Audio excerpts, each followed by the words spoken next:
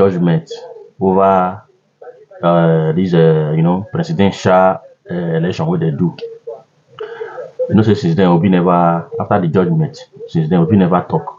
Peter Obi never talk. So Peter Obi now don come make statement concerning the issue. Now, on my own understanding, Peter Obi no one congratulate anybody at all. You know one congratulate whoever you be. As far as say for in your opinion, you are not the winner of the election. So you no need to congratulate you. You understand?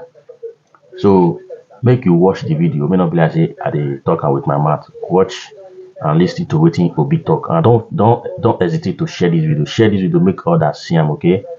Thank you. I'll be right back.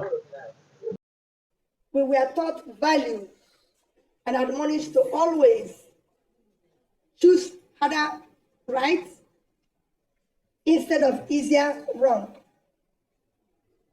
Setting legal issues aside, the Supreme Court exhibited a disturbing aversion to public opinion, just as they abandoned its responsibility as court of law and policy.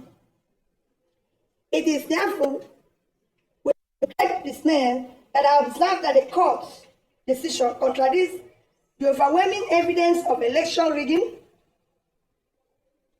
false claim of technical glitch, substantial non-compliance to the rules set by INEC itself, as well as matters of perjury, identity theft, and forgery that has been brought to light in course of this election matter. These are hefty allegations that should not have been treated with levity.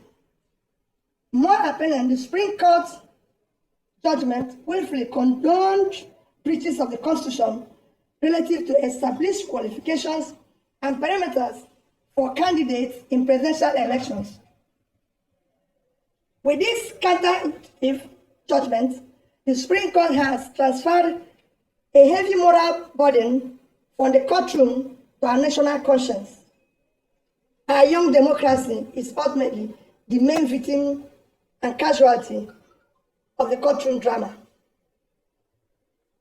Without equivocation, this judgment amounts to a breach of confidence of Nigerians have in our judiciary.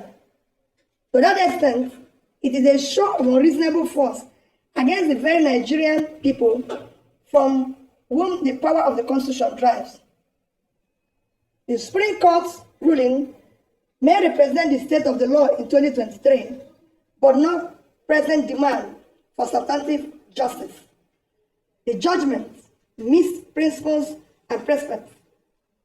Indeed, the rationale and premise of the Supreme Court judgment have been clearly brought to light by deep, revealing, and troubling valedictory remarks of Honorable Justice Musa Datijo Mohammed, JSC, on Friday, 27th, 2023. In disagreeing very strongly with the ruling of both the Presidential Petition Court and the Supreme Court on the outcome of the 25th February presidential election, as declared by the Independent Electoral Commission, as Democrats who believe in the rule of law, we recognize that the Supreme Court is the end stage of our quest for legal closure on this matter. As a party and candidate, Daddy and I have now exhausted all legal and constitutional remedies available to us. However, this end is only another beginning of our quest for vindication of hope of the common man for a better Nigeria. After all, sovereignty belongs to the people, even for historical purposes.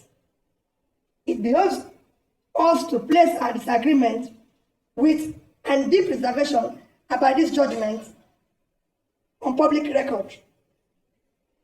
We have long been aware of how weak the national institutions have negatively affected our democracy.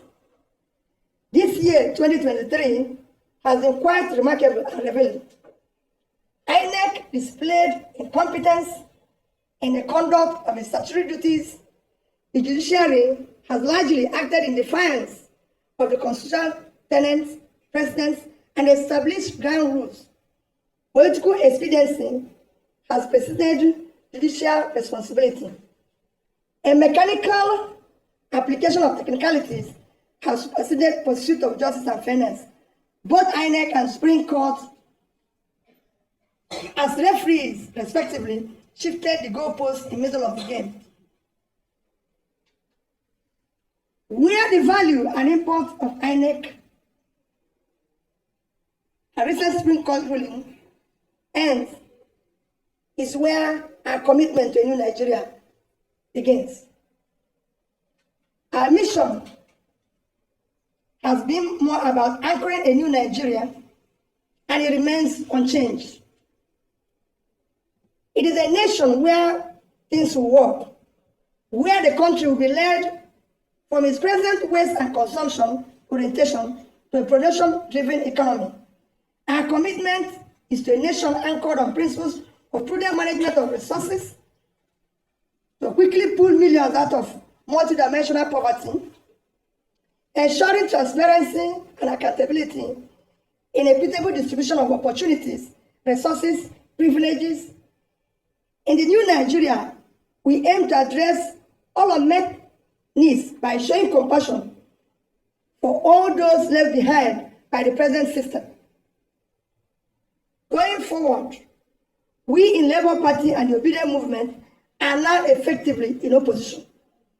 We are glad